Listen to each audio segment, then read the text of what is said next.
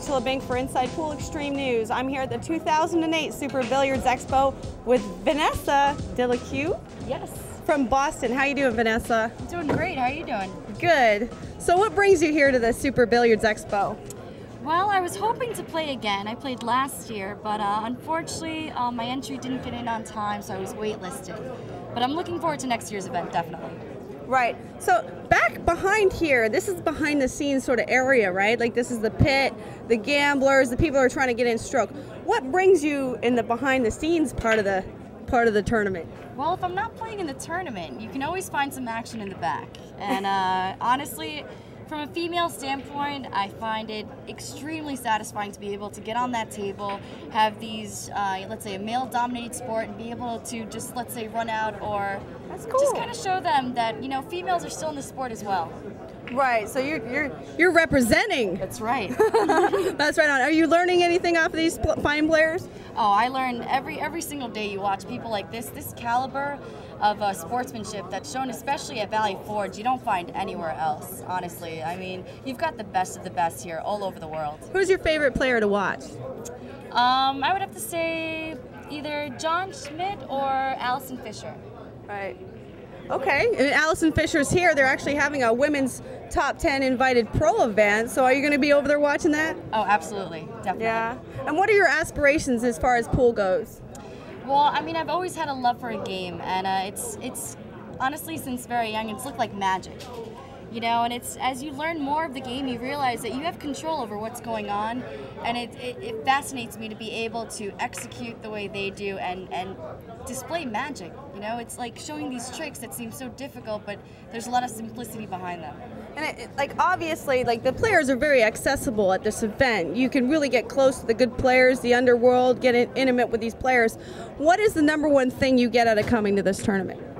Learning new techniques, new tricks, just things that you haven't heard before, and just everyone has something to add and a different flavor and a different spice. And there's no one correct way to do something. And the more you learn how to do something, the more angles and variations, the more you perfect the sport.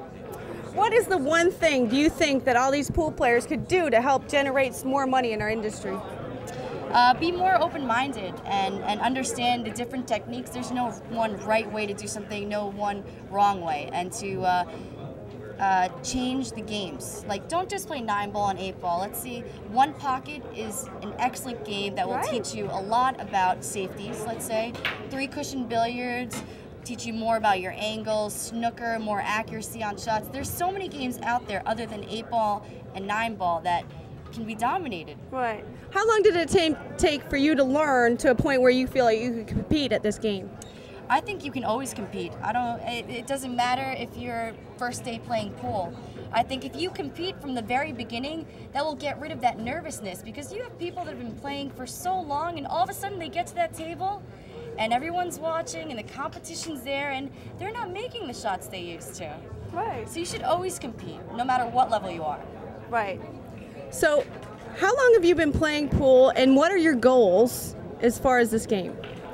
I haven't been playing that long, maybe about 5 or 6 years, and but I'm very, let's say, gung-ho about it. Like, once I do something, I like to perfect it. I mean, I was playing every single day, just wanted to learn, just from everyone. Any pro that I saw, I asked questions.